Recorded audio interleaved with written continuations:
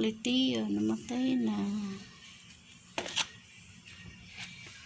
Hindi pala siya pwede sa init masyado. Yan yung aking mga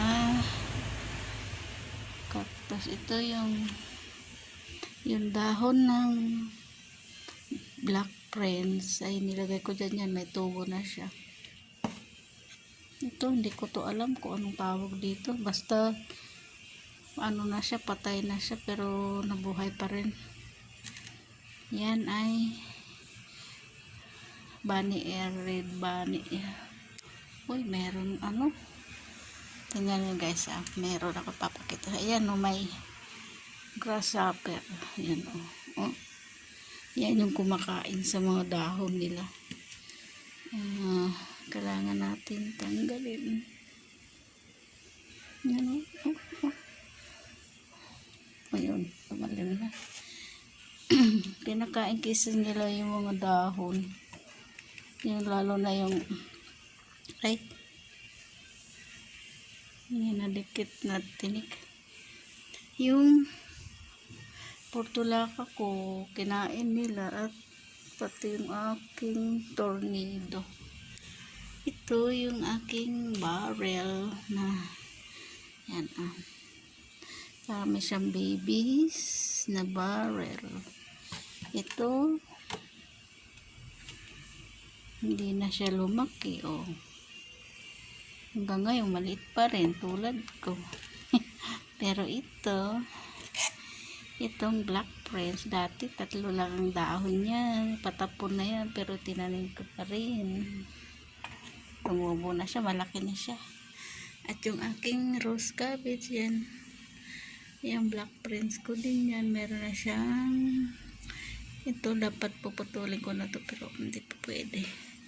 Ito yung aking hindi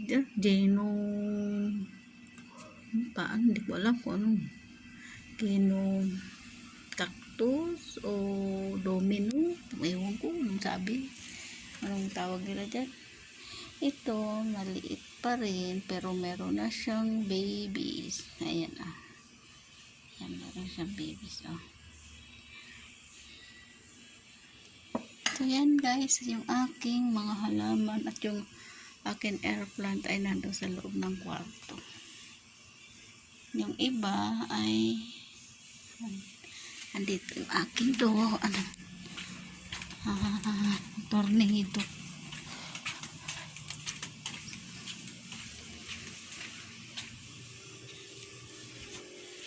Ito siya guys.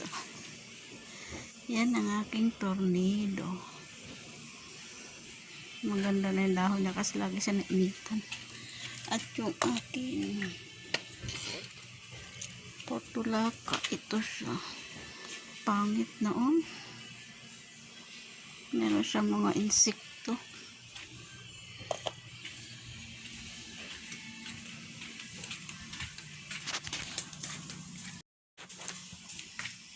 So yan guys, ang aking video lang muna ngayon. Para meron lang harap ko. Yung tinik ng bunny air ay nandito sa aking kamay, dumikit, masakit siya. Hindi ko makita kung saan. So yan guys, kung di pa kayo nakasubscribe sa channel ko, mag-subscribe na at pakiclick nyo na rin ang notification bell para updated kayo sa aking mga susunod na video. Ay, haggard na ako, puro trabaho.